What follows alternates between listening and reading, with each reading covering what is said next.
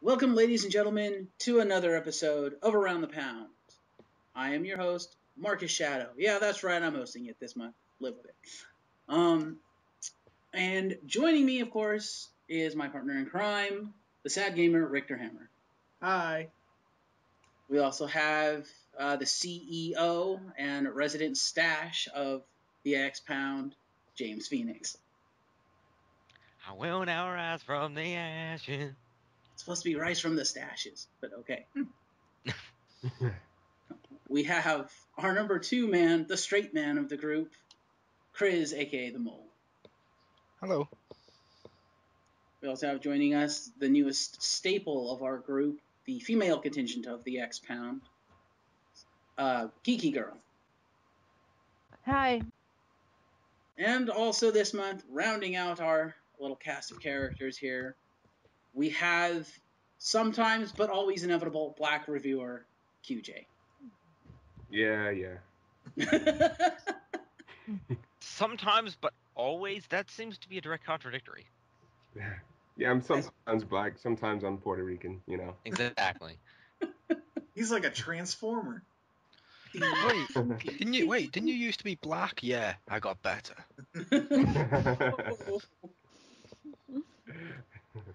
I had to throw that line in. Yay, TV tropes. And we're off to a start. Anyway, as our regular viewers would know, for Around the Pound, we do little mini reviews of our little independent niches here. What we've decided to do, starting with next week's reviews, we're going to change the format a little bit, so just to give you a tease for next week's review, is we're going to be reviewing stuff outside of our areas as well as stuff inside of our areas. We can kind of review whatever we want. So there'll be change-ups, and, like, for instance, I'm the movie guy. I could review a TV show. I could review a song.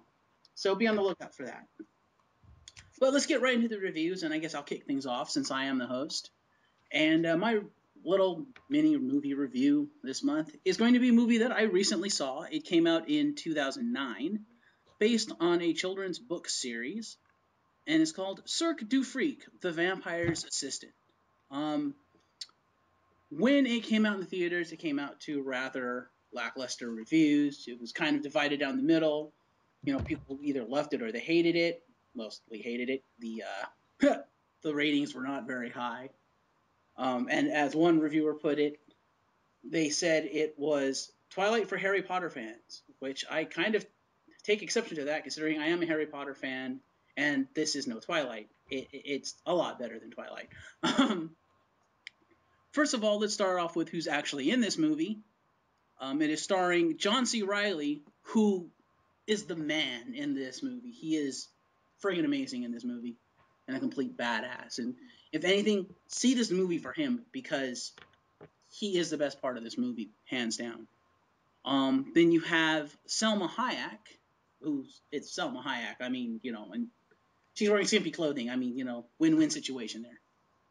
And we have Willem Dafoe, who's not in it all that much, but the parts he is in it is really awesome. For the main characters, they went with a couple of unknowns, so their acting kind of wasn't quite on par, but it was good enough, and they probably learned from the big name actors and actresses. Now you're probably wondering, okay, so who did they play in the movie? Well, let's talk about what the movie was about. Which, short version, the 2 kids get a flyer for Cirque du Freak, a circus of freaks and stuff, of old school monsters kind of retold by the author of the children's book. And so you have your wolf man, you have Selma Hayek, who's playing the bearded lady, who is completely awesome in this movie. I love how they took her and essentially made her a bearded Professor Trelawney from Harry Potter. It's awesome. She's a friggin' seer, which is always amazing. They have vampires. John C. Reilly's character is a vampire. And basically, these 2 boys who are best friends, one loves vampires, one loves spiders. The one who loves vampires ends up being the antagonist, spoilers. And the one who loves spiders ends up being turned into a half vampire. So, yeah, go figure. And then the other one gets turned into a half, I think they call them like Vampnese or something like that. But anyway, it's a good supernatural thriller. It's a good vampire movie, I think. I really enjoyed it. And I recommend you do check this out if you can. You know, it is one of those movies you'll either love it or you'll hate it. Some of the special effects, you know, I thought they were decent, but I could see how some of them would be kind of cheesy and would look kind of crap. I liked them. I'll leave it up to you to decide whether you like them. The story was pretty solid, given that, again, it came from a children's book. The acting was pretty decent, and the music was kind of non-existent, but what, you know, background ambient music there was actually kind of worked. The storytelling was actually pretty good. Costumes were really good. I really loved, you know, the look of all the characters. They came out very, very well, and I think it got across what they wanted to get across. And yeah, so final verdict is I actually love the movie, and I would give it, I'd probably give it about a 7.5 out of 10. It was good. It wasn't great. There were problems with it, but overall, it was an enjoyable movie. So, from that, we're going to move on to Mr. James Phoenix with the Rise from the Airwaves portion of this show. Thank you, Marcus. And just so you're aware, you did that very well. You timed that at about 3.5 minutes. I didn't time it at all. I winged it. I'm just saying, your total time was about 3.5 minutes, so nicely done. Cool. So yes, this is the Rise from the Airwaves segment of the program. Of course, being that we're still on topic this week, I'm looking at a TV show. And per a suggestion from our good friend Chris the Mole, as we were planning this out, I decided to review a show that I've mentioned a couple of times, but that I'm not sure I want to do a full Rise from the Airwaves review on, although having looked more about it, I may end up going there. But that's a show that aired on Nickelodeon back in the 90s, the late 90s, which was called Animorphs, based on the book series of the same name. I'm a huge Animorphs fan. I collect the Animorphs books. I have almost all of them. I'm missing a few near the tail end, but I have most of them. I have read them all 54 regular Animorphs, 4 Megamorphs, 2 Alternamorphs. I have actually read Alternamorphs too, and the 4 Chronicle books. I've read 2 of those, I believe. And really great series. So Nickelodeon got the idea that they could make a television show out of this because Animorphs was very, very popular at the time. And so a television program was made and aired on Nickelodeon. It only aired for a season and a half from November of 98 to about February, March of 99. It was considered 2 seasons, but the second season only had about 5 or 6 episodes. Didn't last very long. And for a very good reason. Just a couple of things I want to mention about the show. There were a couple of good things about the show. I will say the majority of the actors they had were actually not terrible.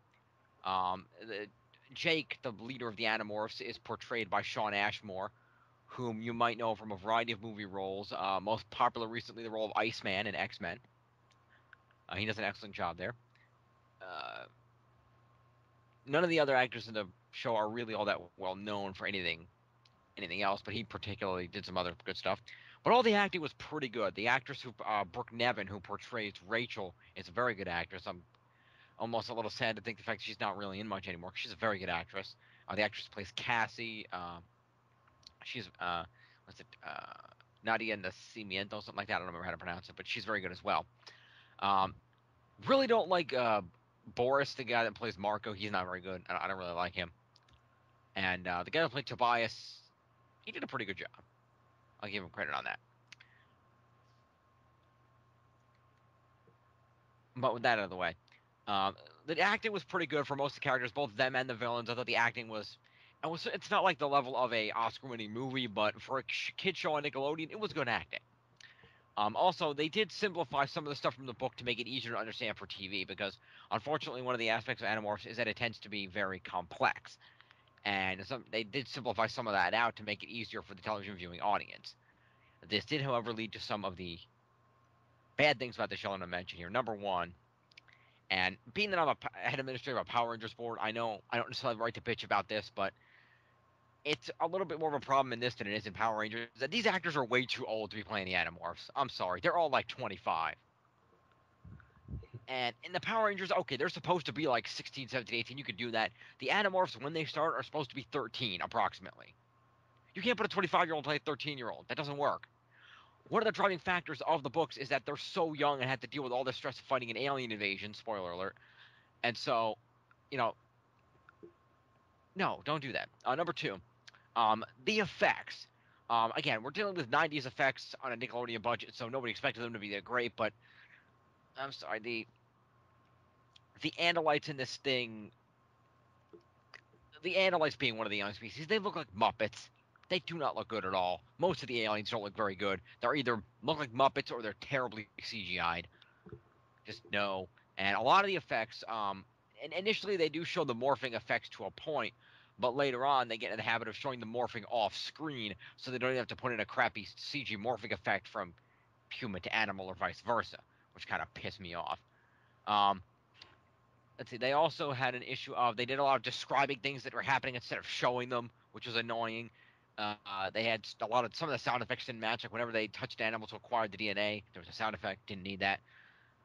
They changed a lot of plot details. One of them in the initial episode, for example, in the first book of the series, the first person to morph is Tobias, who morphs into his aunt's cat.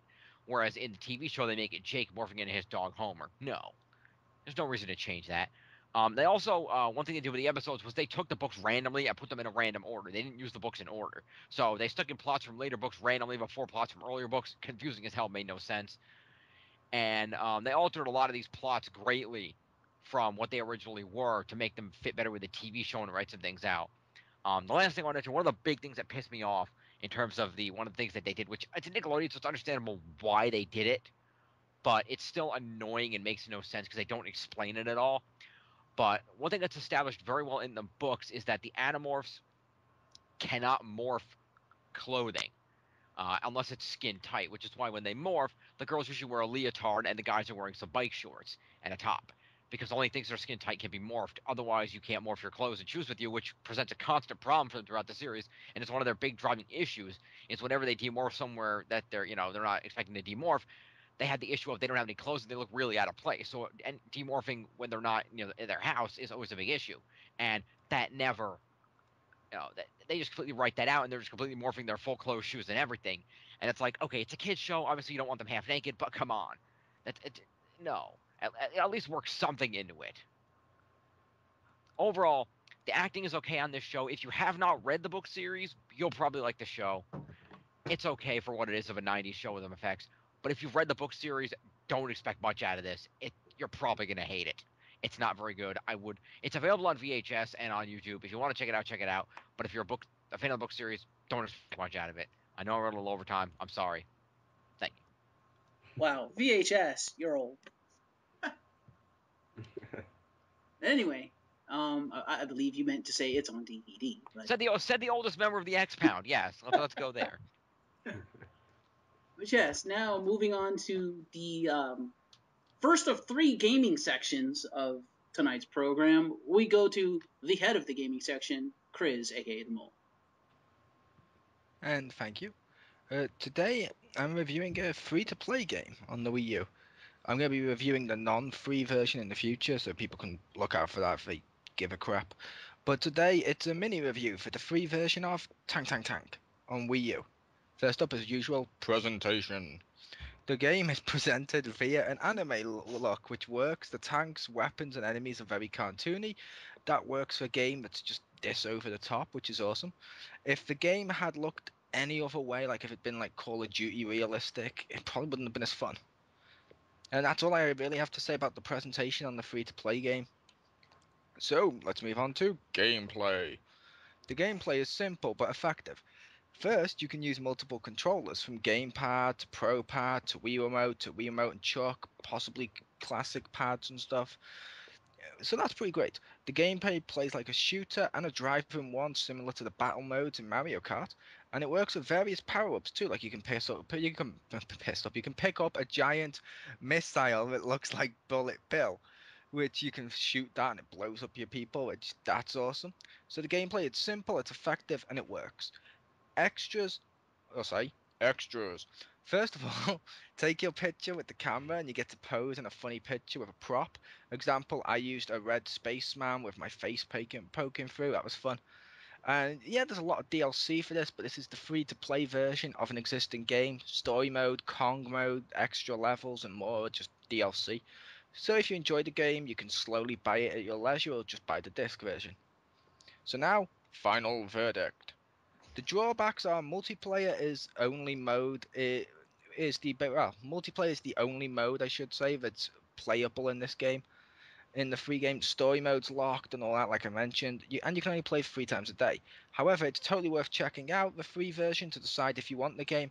Hell, I was going to pass the game up, I tried it, now I plan to buy the disc version or the DLC.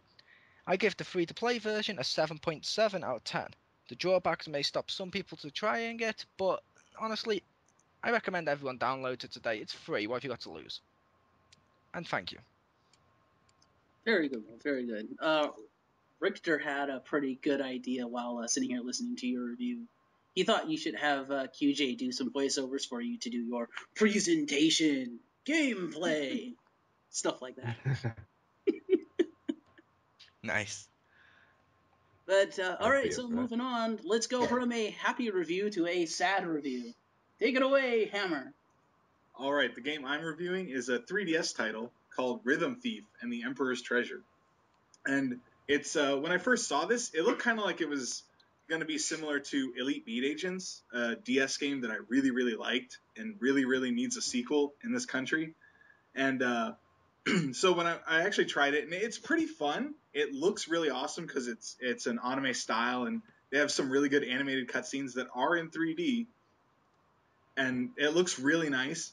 And there are levels that are similar to Elite Beat Agents. There's some good music in it, and some are, you tap what you have to tap, and some are, there's 4 panels on the bottom, and you have to pick the right color, and some are you hit a button on the face pad or like a direction. So they actually have different kind of rhythm games using, the touch screen in different ways and also the face buttons, which is really cool.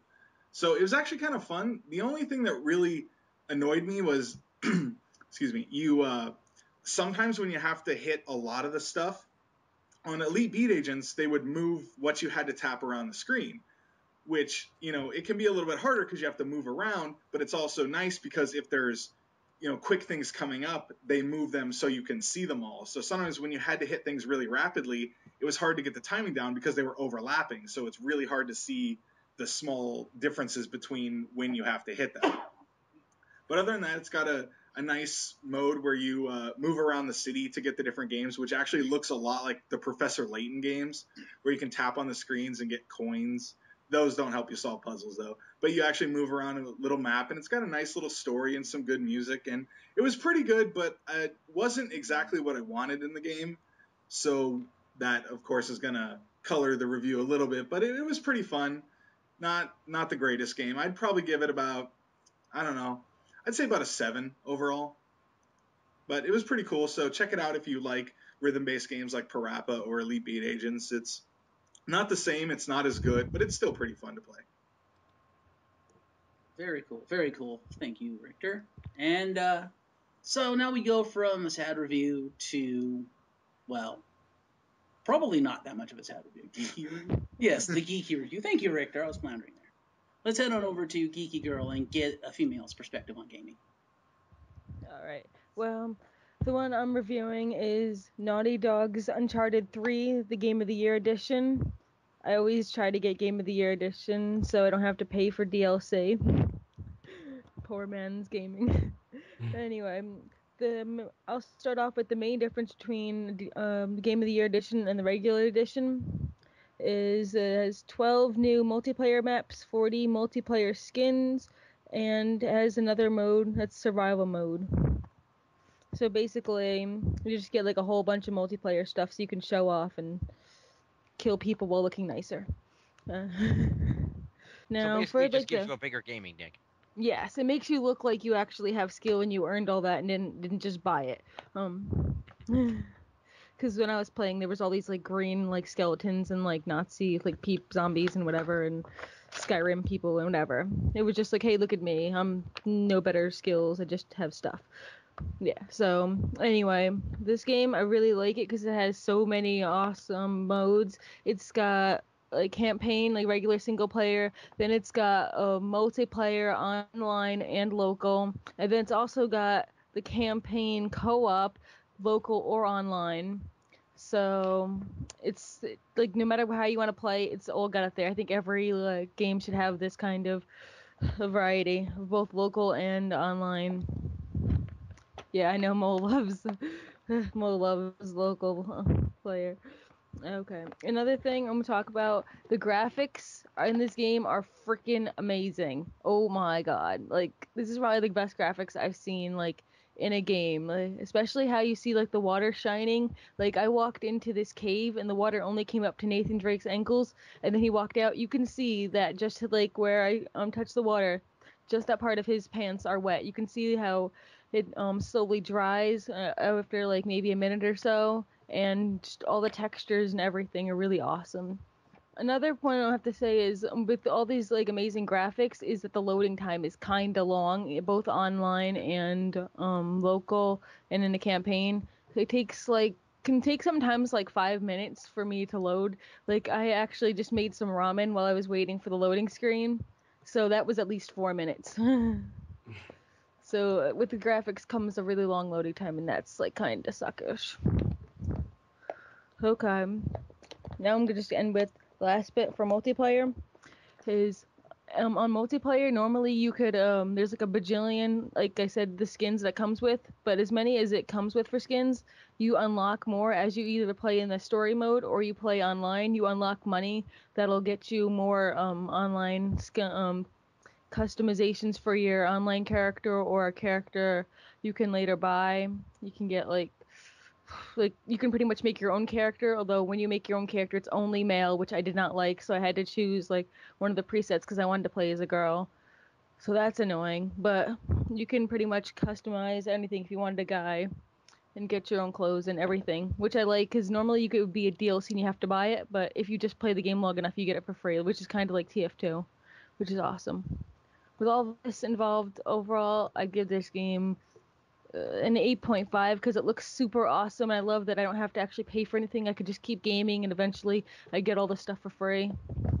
So yeah, you should totally go check it out. Very good. Very good, Geeky Girl. Thank you very much for that. And now we'll wrap things up with the inevitable Black reviewer doing a music review because he does music. Take it away, Kyujay. Yes, hello, this is Kyujay, and I will be doing a music review of the album Good Kid, Mad City by Kendrick Lamar. Yes, this is a hip hop album, and I know that I'm not doing anything for stereotypes by reviewing this, but I don't care because it's a good album.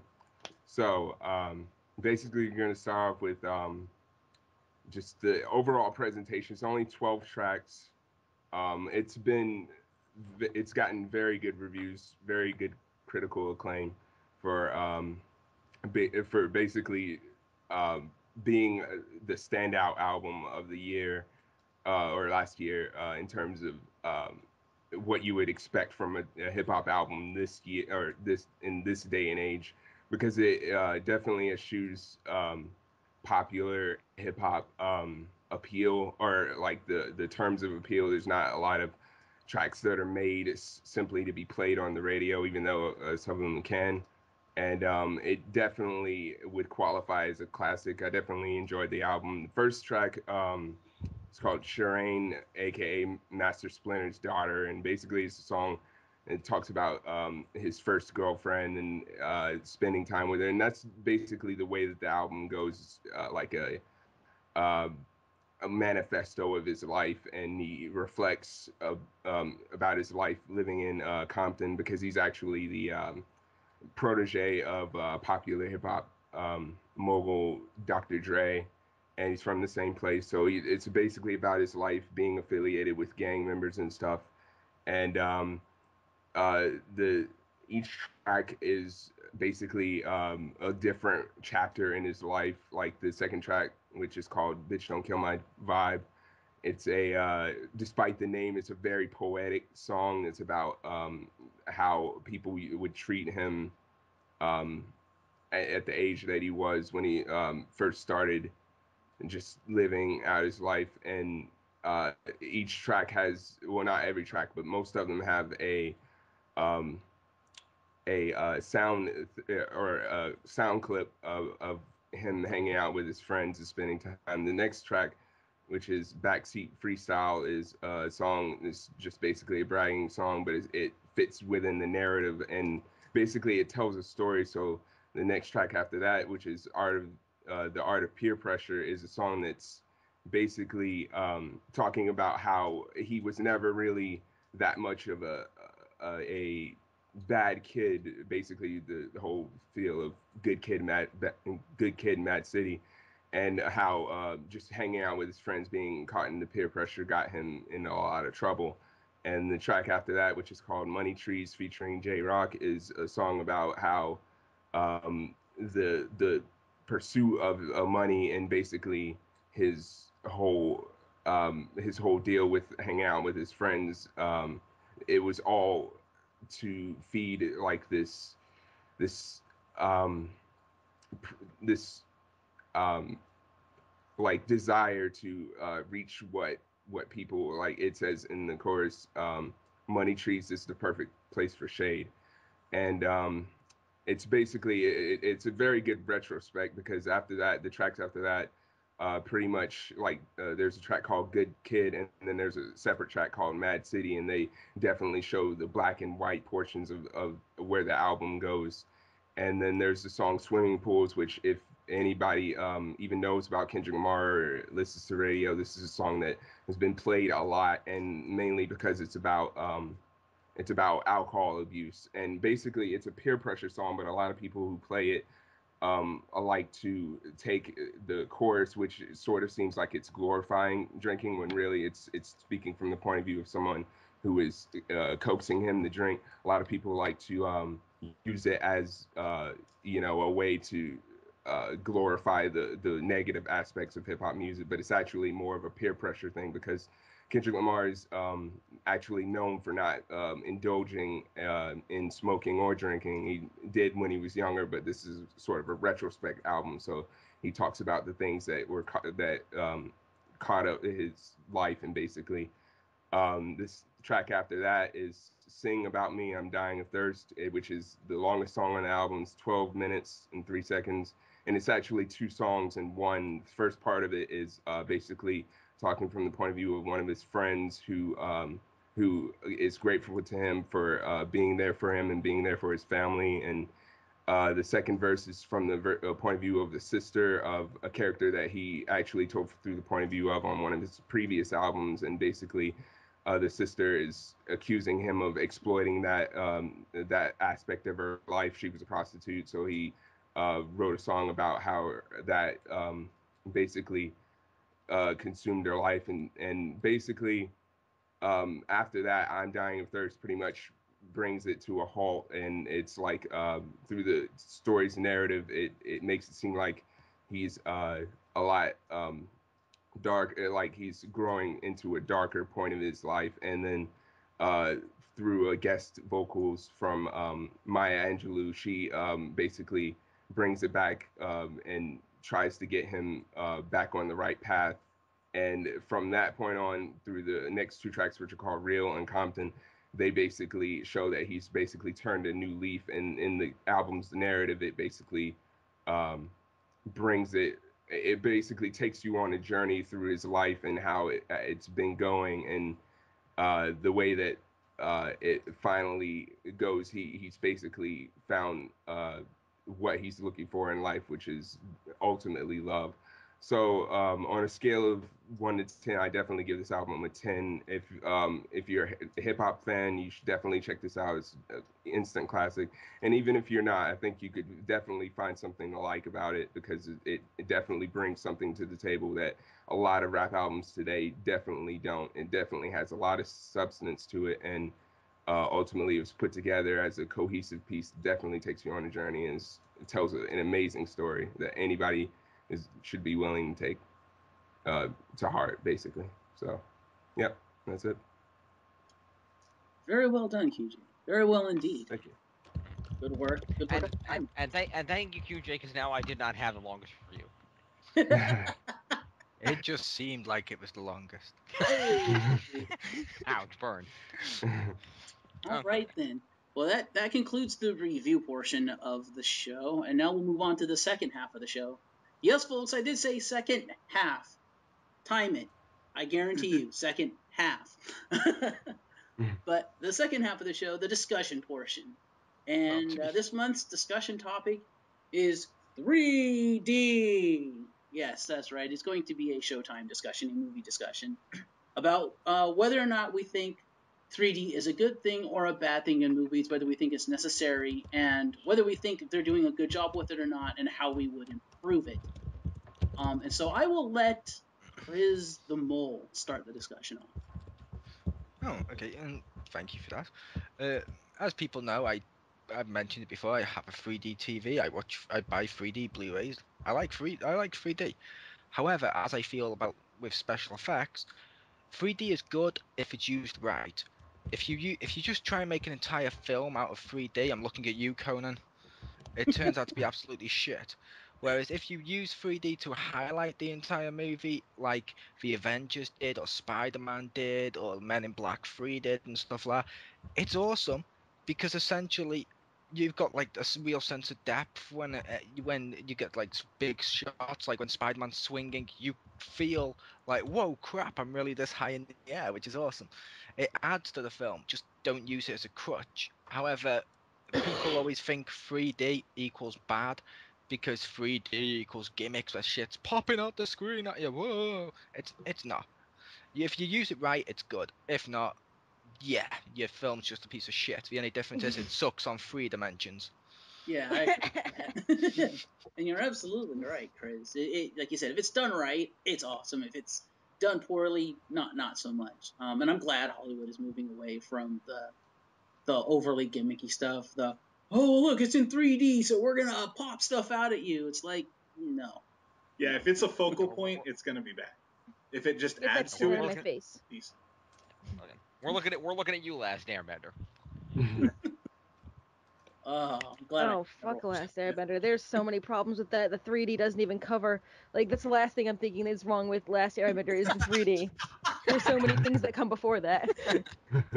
Exactly. That's another discussion for another show. Probably an episode of Showtime somewhere on down the road. If I can get the stomach to watch that piece of monkey crap. You have only to. need to You watch already maybe the promised. 20 minutes. You The first 20 have minutes. You have to, Marcus. You already promised to review that with myself, Kyujay, and is he still called the Fallen Angel on the XPound? Yes. The Fallen Angel. Yeah, he's And still a phony. I think a couple of other people have said yes too. I had been going to, but that's if I find the time to see the movie because I didn't get a chance to watch it when it aired on. I want to be a part of that because I have so much shit to say about that. Because I saw that movie going into it knowing it was shit, but I had to see it just because it was Airbender. Yeah, I couldn't get through the first 20 minutes, so you pretty much only have to watch that much before you get the idea of where it's going to go. And yet it's still better than Evolution. Oh. That's a good debate. I'd actually be on the opposing end of that, but yeah. It's not a debate. It's not a debate. Evolution's worse. Okay. You mean Okay. Evolution? Is that what We you're can trying to say? discuss Are you trying to say Evolution? Evolution is worse. So like Okay. Ghostbusters ripoff? That was good. No. Evolution. My Evolution. But anyway, back on. We've kind of gone. Is that movie with the entire gimmick where that little alien dude that was like a smiley face with the 3 eyes? Yes. Yeah, that was a cool movie. That was the one with David Duchovny in it, wasn't it? Yeah. It was, and if you think that was bad, if you haven't had a chance, there was a Saturday morning animated series. Yes, That but was- of course That wasn't as bad as Airbender or anything. Evolution wasn't terrible. It just existed and then it didn't. And of course, I was referring to DB Ino. Dragon Ball Evolution. Yes. Yeah, DB Ino. But we've Dragon gone Ball completely Evolution. you off. went the DB Evolution. Oh, okay, Yeah, yeah. Yeah, we should probably get back on topic. Oh, I will yeah. agree with that. That's debatable. Yes. That movie was I terrible. haven't seen either, but I'm gonna go on a limb and say Dragon Ball At least- Evolution, yes, had to have been worse. But now At that least- we're at least- completely off track, let's reel it back in. Talk about At least the majority of the characters in Airbender were of the correct race. Yes. No, they To be weren't. fair, Evil people all happen to be. To be fair, Arab. James, there's not many Namekian or Saiyan actors in Hollywood. Just to be fair. Mhm. They only need I can't one. talk about this anymore. It's painfully hurting me. We're moving on. But yes. Chest So pains. going back to three dimensions here, three dimensions of suckitude. Yeah, like for instance, the first 3D movie I ever saw, as I've mentioned in one of my previous reviews, was the last Harry Potter movie, which I thought the 3D really did add to it, because they used it for depth of field to make you feel like the Hogwarts grounds was completely friggin' massive, because it felt completely friggin' massive when it was in 3D, and you're just like, whoa, The only other 3D movie I've seen, of course, is The Hobbit, which the entire movie was in 3D, and I loved that. And I thought they did it right. And both movies, yeah, they had some of the, pop it out gimmicks, popping it out in your face, whoa, whoa, but that wasn't the focal point of the 3D. So it didn't overpower the movie, and it didn't overpower the rest of the 3D effects. Just the rest of the 3D effects was more prominent, the depth and the breadth of what you saw in 3D. And I thought that was kind of cool. I think one thing they need to work on with, I think one thing they need to work on with 3D though is learning how to control the camera speed, because when you have things, first of all, at the size they are from a movie screen standpoint, and then you put it in 3 dimensions, so not only are they that large, but then they're also that much actually physically closer to your face. When you film stuff at high speeds like that, when you have high speed action sequences, it can get really disorienting and blurring. And I think if they can figure out how to balance the shooting speeds of the action sequences and stuff, I think the 3D is just going to get better from here on out. Actually, that's a very good point, Marcus. I actually, one of the women that I work with, actually went and saw The Hobbit, and mentioned that at a couple of points when she was watching The Hobbit, she had to take her glasses off for a second because she was getting so fucking disoriented by half of what was going on. Mm-hmm. To be fair, that's because The Hobbit was shot in way too many frames than what was needed by an actual film. Yeah, that. To the point where they had to bring out another edition of that film in cinemas in less frames per second, just because they knew the human eye couldn't read the other frames per second. Nice. I didn't know they did that. Me That's neither. Just be glad our resident Peter Jackson Aeon is not here to contradict that. good. Indeed. However, I will also say I like some of the pop-out 3D effects sometimes, like Journey 2, like a little grape or berry bounced off the rock's nipples through the screen. Awesome. Or Men in Black 3, where you got like the alien device when he's time jumping and it comes out, it spins out it perfectly in 3 dimensions out the screen and round in a big circle. It was awesome. But yeah, like I said, just don't make that stuff the gimmick. I mean, some pop outs here and now, awesome, and as the sense of depth, great. Just Yeah, again, not. like we've been saying, like the whole Yeah. thing of this thing is, if it's done right, you could have the pop out of the screen stuff, and it'll look good.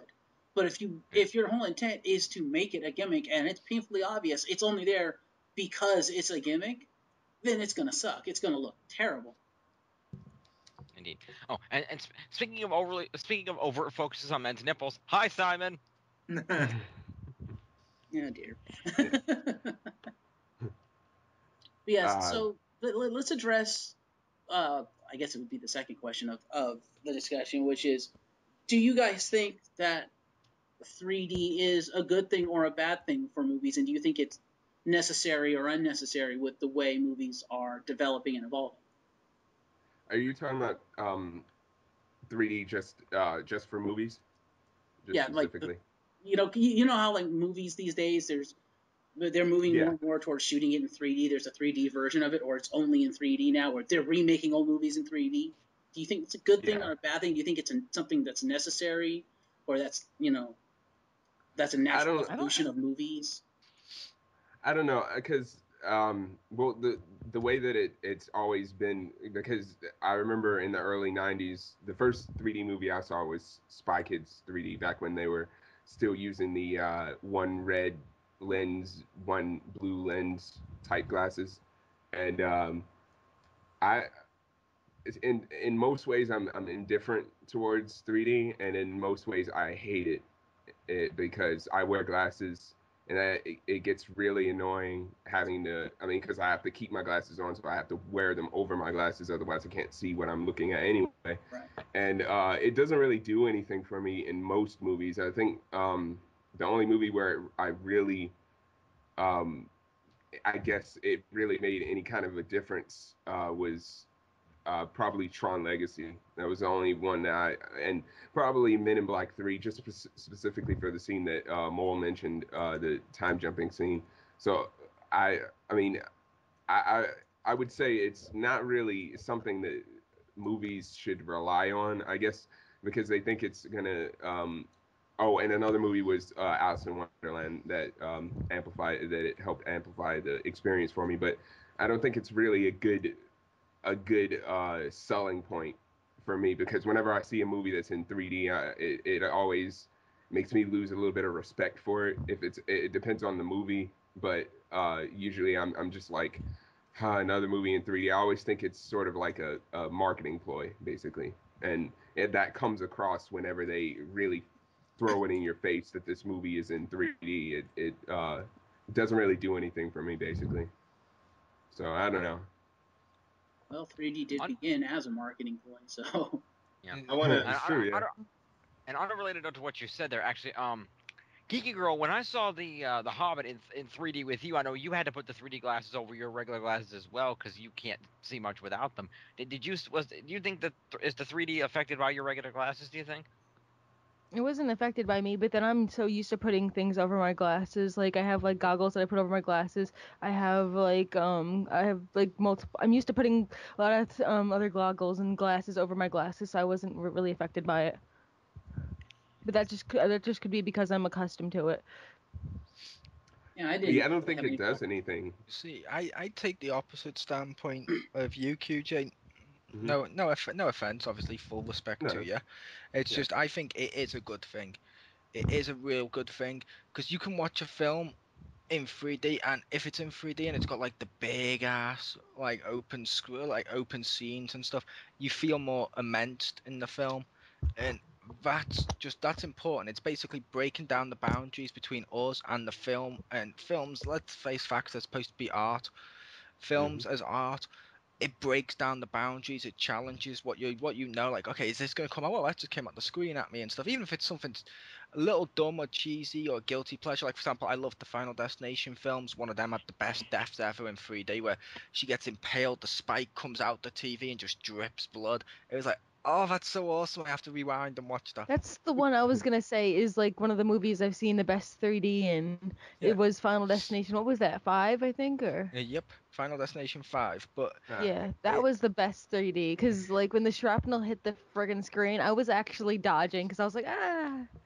yeah, because that one was actually filmed in 3D as well, using the 3D cameras, which Yeah. is awesome. The only other Ah, 3D I could think that would equate that quality would be if you go to Universal and you're on the Spider-Man ride. yes, Oh my God, that yes, 3D is the fucking best. Whatever they're doing, everyone else should do it because when yeah, Spider-Man jumps on your car, it feels like he actually is like jumping on the car that you're on and like going through the whole thing with you. It's freaking awesome. Yep. yeah. Oh my I went God. on that ride twice because of how awesome that ride was. Yes, Yep. it is. Although And that as one far is, as sorry, what? so I was gonna say that one is 4D technically speaking because the car Yeah, shakes with you and the stuff. motion.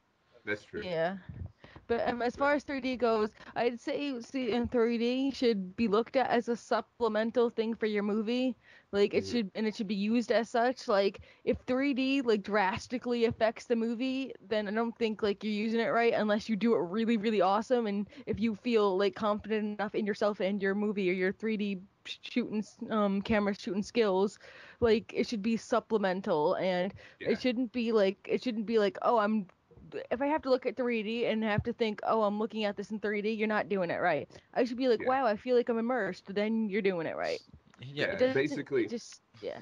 yeah, in which my experience, it just basically because I feel like if I had seen a lot better movies in 3D, I would have I would have a different opinion about what 3D does for me because I've only seen really bad movies in or movies that use 3D in really crappy ways. I've never really seen other than Alice in Wonderland and Tron, they made very good use of 3D, but if uh like what Stacy said, I feel like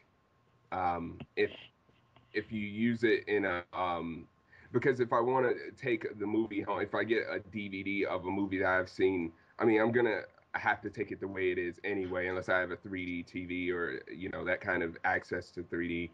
Um, but if I really want to be immersed in the cinematic experience of seeing a movie, then yeah, I would definitely want the 3D to be absolute top notch. So it has to be a movie that really does it for me, and it has to be a movie that it feels like the movie can survive without it, but it amplifies the experience with it, basically. Exactly. It's See, got to be a movie that lends itself to 3D, like something Yeah. like going back to it again, something like Lord of the Rings or The Hobbit, where you have like massive caverns and ginormous fortresses and stuff, and huge overarching battles. Like for instance, if they did a 3D version of the Battle of Pelennor Fields, that'd be awesome.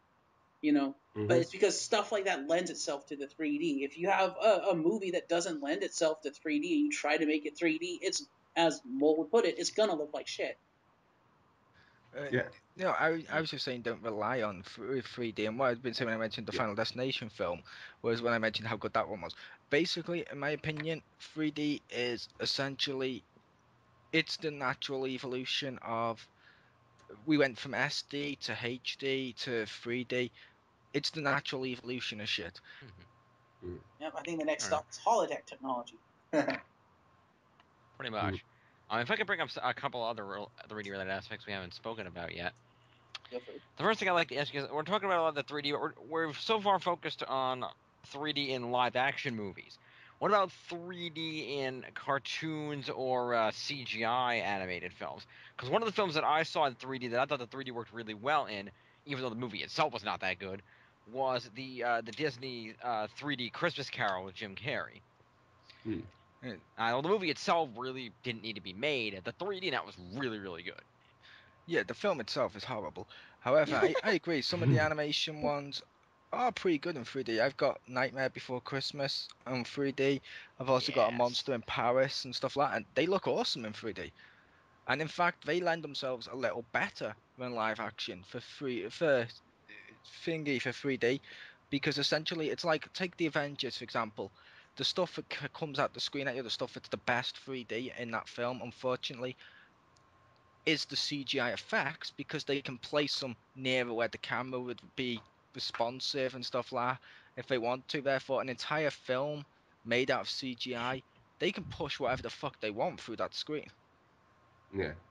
This is true. I think for animation, it's pretty much the same as live action when it comes to 3D in that it depends on what it is. Because some animation will lend itself really well to 3D, like that movie you were talking about. But other animation won't. Like, for instance, if you tried to take, like, Dragon Ball Z or Naruto and tried to make that 3D, it wouldn't work because the action is so fast that the instant you make it 3D, it's going to be like what The Hobbit is to some people, where it's just so frenetic and so fast, your eyes can't follow it, especially when it's that close to your face, Yeah, the big Let me energy actually blast, the big with Kamehameha power wave battles from Dragon Ball, that would look awesome in 3D, but the actual fighting would look like complete crap because you wouldn't be able to follow it. The fighting would look awesome if, again, like I mentioned with The Hobbit, they didn't do a ridiculous amount of frames per second. For example, the Amazing Spider-Man, I mentioned the Avengers. They have loads of shots in there of like Spider-Man swinging dead fast and fighting the lizard dead fast, and they work. They work in all those films.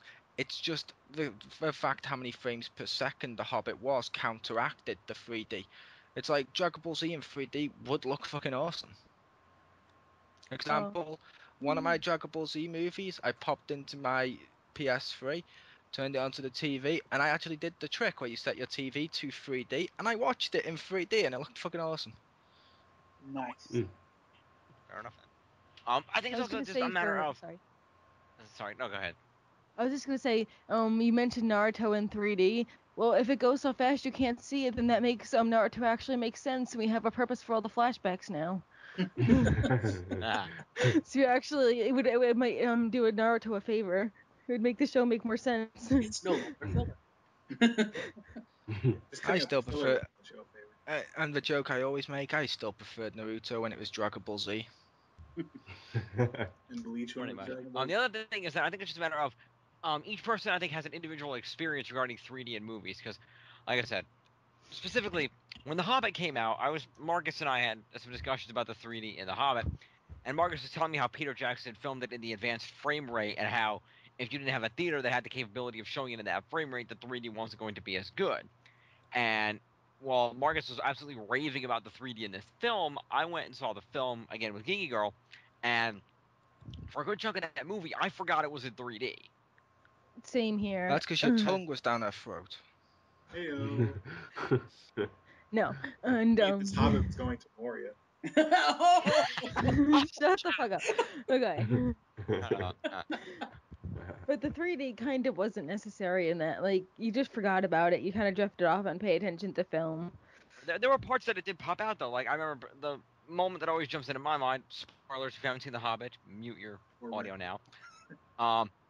And the scene near the end where they escape on the eagles and they're flying on the eagles around the mountain, that looked fucking awesome in the 3D. Yeah.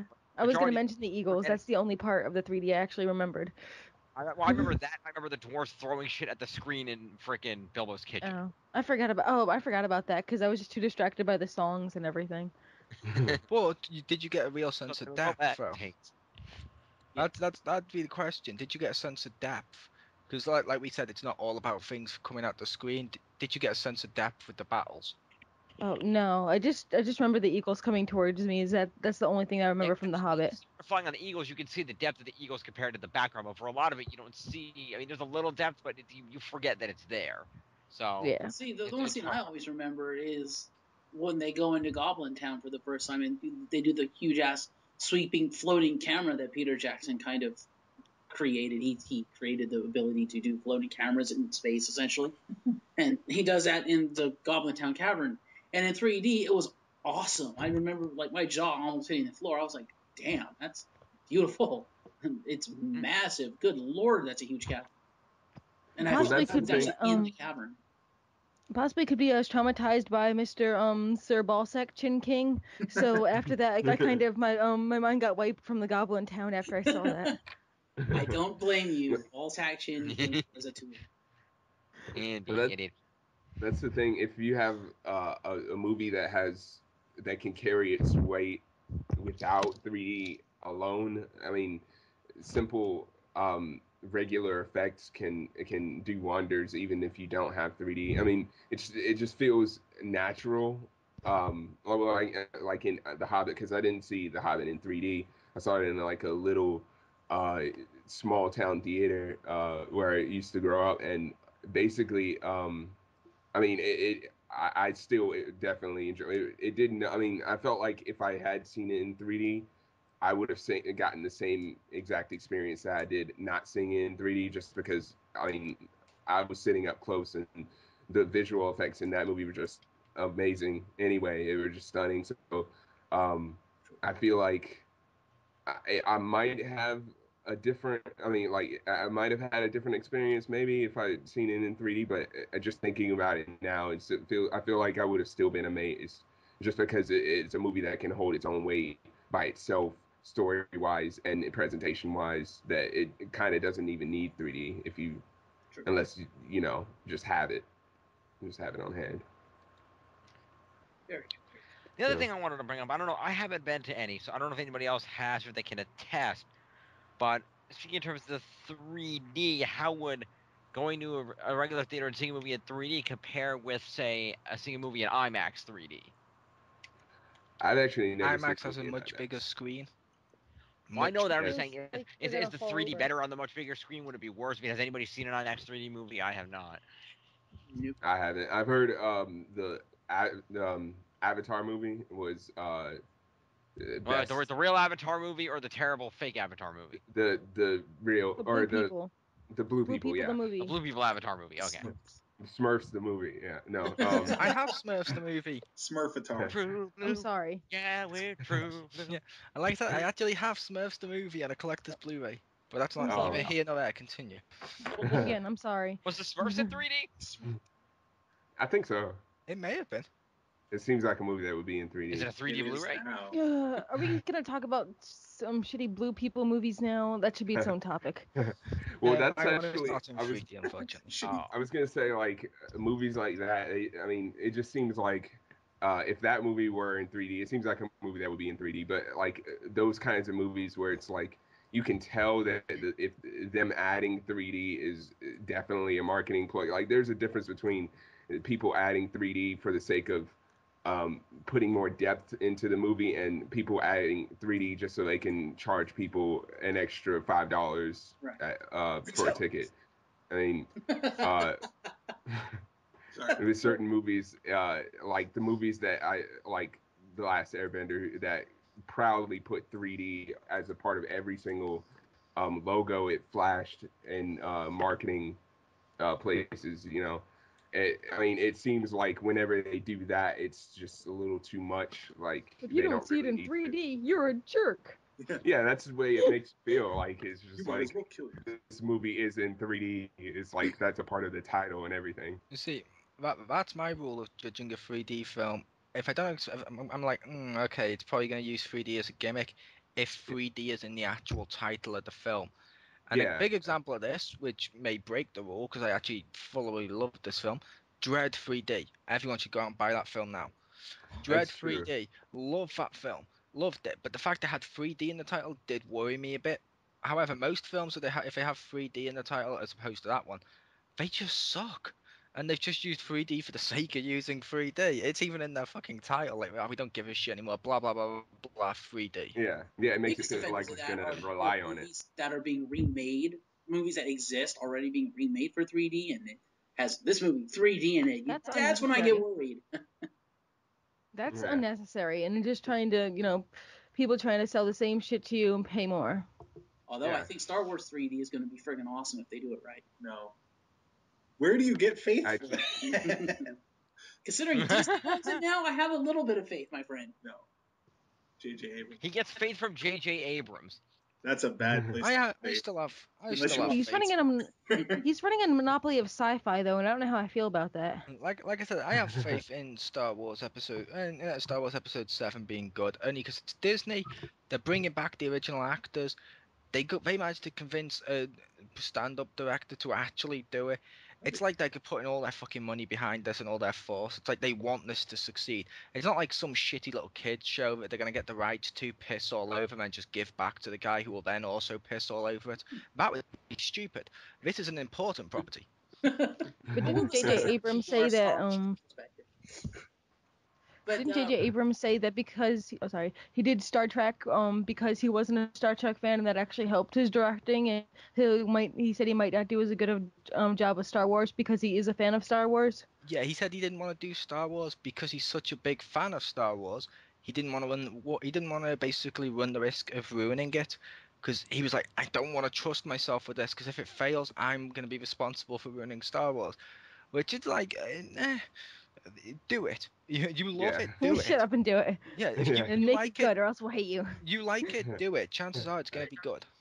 I hope And so. ladies and gentlemen, joining us to discuss 3D and films, please welcome one of our other frequent XPound friends, the Fallen Angel. So, before we get to Fallen Angel, though, I'd like to turn to my good friend Richter Hammer, because you've been quiet for most of the discussion. What do you think of the 3D? No, I made a joke.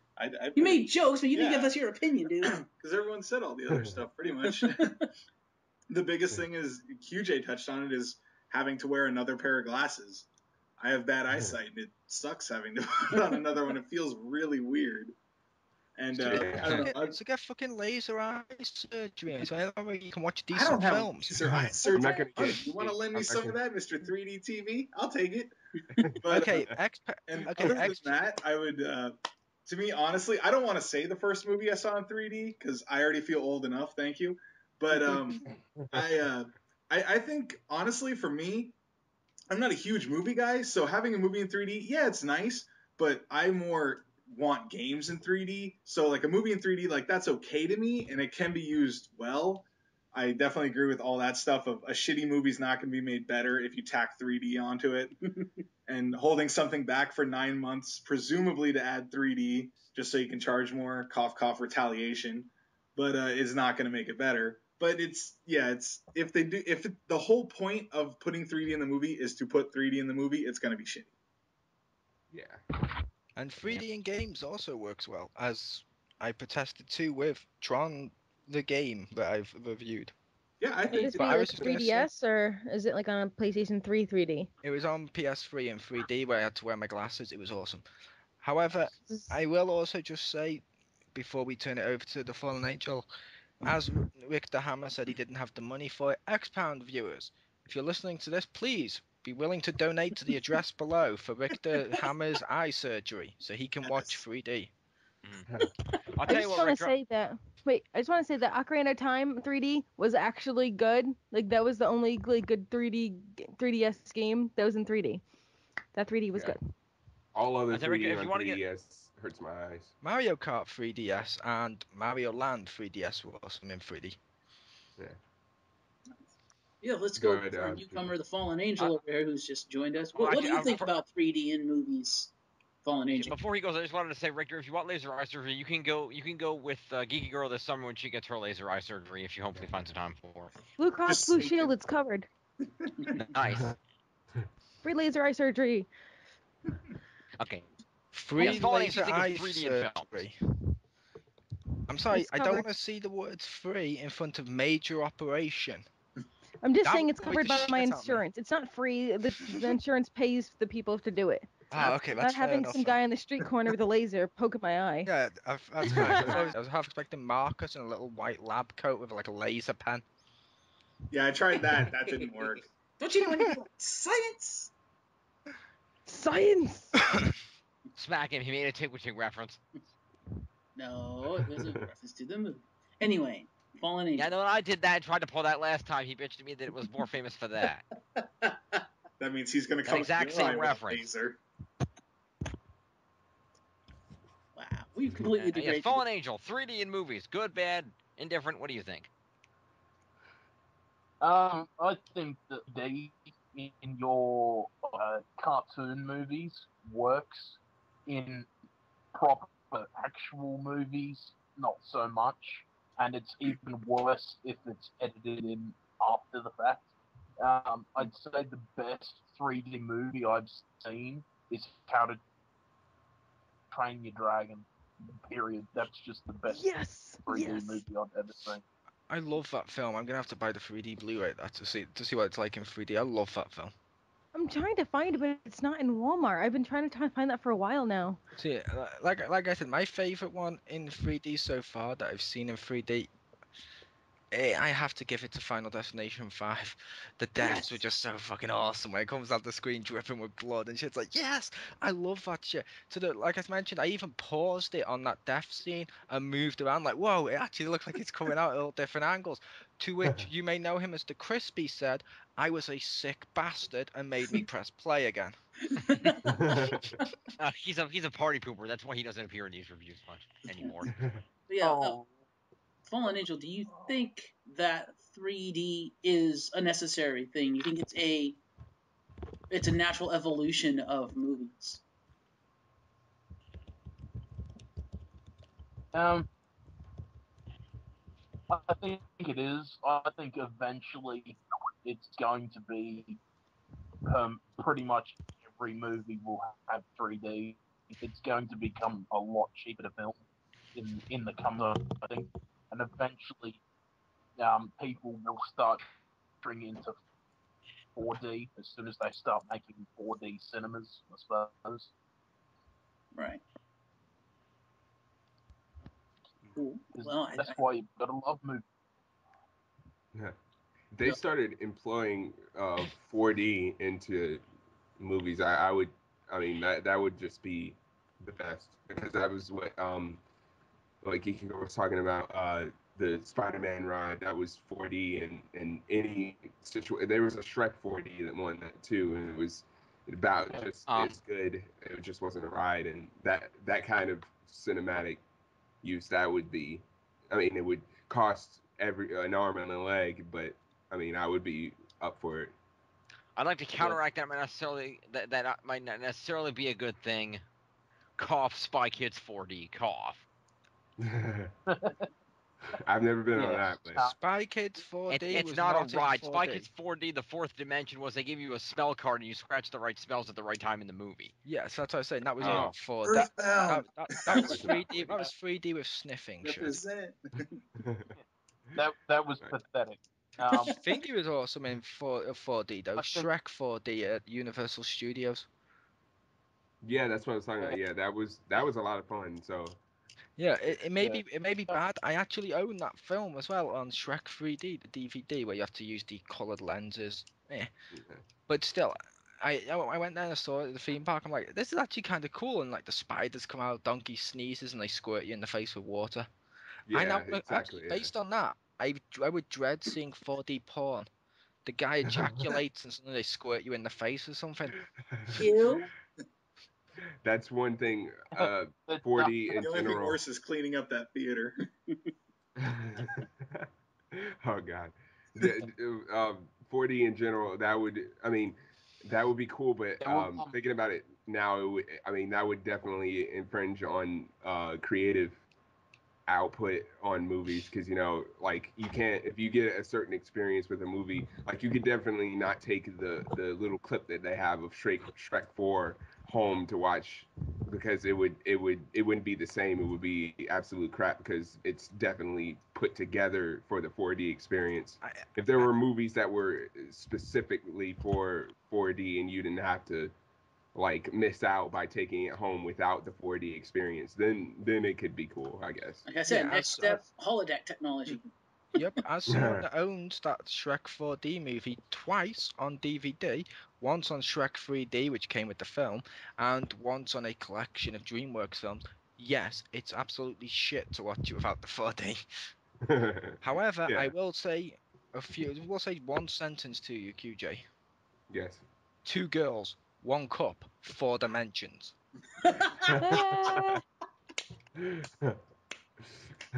No. Thank you. But yes, I think we've thoroughly exhausted the discussion topic. You heard from all of us. We'd like to hear from you, the viewers.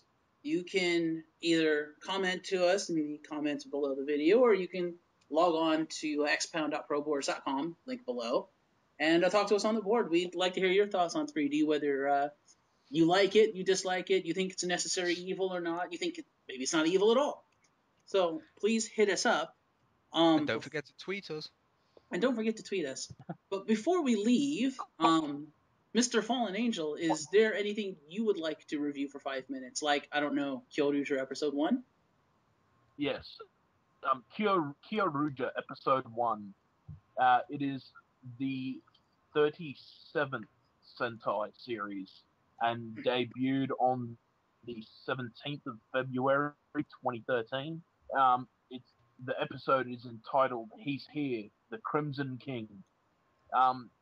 Basically, the episode starts off with the Red Ranger appearing. He meets the mentor. He takes down his own Zord somehow, amazingly, to gain his transform or his henshin device, which is the now I gotta remember, the Gaburi Volva. Yeah. It also acts as he actually knows his teammates until the end. Actually, no, he doesn't know it all, but they know who he is. He ends up finding their secret base. I can't remember what it's called, and I can't be bothered looking it up. He learns about the beast's batteries that they use to transform. He gets sent out to fight the first monster. The first monster looks weird. And apparently we have a giant, as the mole put it, Godzilla. He ends up, I don't know how to describe this, he jumps into the mouth of his T-Rex Megazord, and he gets launched with a fire attack from the Megazord. Then he fires his gun at the creature on the ground. So he's pretty much a super-powered Red Ranger for some reason. We don't get to know much about the rest of his teammates, except for that Black is the one that hits on girls, Richter. And Green is a badass. Yes, Green is a badass. His sword work is fucking awesome. green is approved. Red, specifically, this episode is about the Red Ranger introducing him. The only two main negative things I do have to say about the first episode is that Kyoru Red reminds me so much of a combination of Ban, which is who is Deca Red from Deca Ranger, and Jan Red from Deki Ranger. He's annoying as hell. His Yes. personality, but his skills are just that good. And the other thing is Torin. Torin is the mentor, and he is a giant flipping bird. He clicks his fingers about 50 times in the first episode. It gets really, really annoying. It'll be good to see how the rest of the season goes. So that's all I pretty much have to say about the first episode. It was a well done episode. And we all know who directed it, Koichi Sakamoto. About opinions of the themes? The thing, it works for the episode. It works for the series itself. Specifically, I do have to admit that I love their morph. Their morph is awesome. The Samba music included. Music is awesome. The gun is awesome. Them dancing to more. Oh. But it's just that good. It fits. They've got to dance to the music. But yeah, that's pretty much all I've got to say on that. I'm actually going to watch it again now. The English subs have been released, so I'm going to be watching that, and I'm going to be watching Wizard episode 23. He receives his all dragon form. Yeah, and for those interested in the new season of Sentai Kyoryuger, I will be putting a link to a thread on our sister site, Ranger Vision, that has the subbed episode for your perusal. I will say, I do like Ranger Vision. The King of Spades that you guys have in your podcast is absolutely phenomenal. Is he your twin? That is a good question. Is he your twin brother Malone?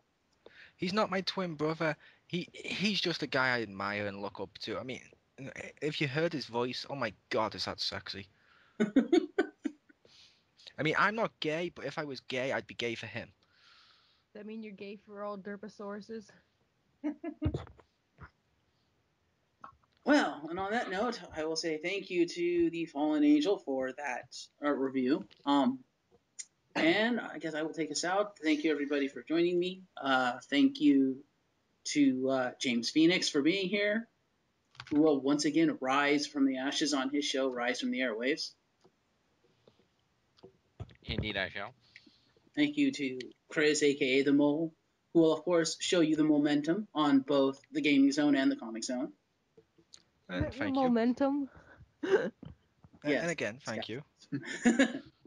Thank you to my partner in crime, Richter Hammer, who will, of course, continue being sometimes sad on the Sometimes Sad Gamer Reviews. Hey, I don't have 3D TV money. I'm sorry. But if you donate, maybe then I don't have to be sometimes sad. You dance for your money on WWE. Sometimes. When it gets cold enough. And I would like to thank GeekyGirl, who is reminding all of you out there in interwebs land that, yes, hot chicks do indeed exist on the interwebs. Yep. We got something to say, too.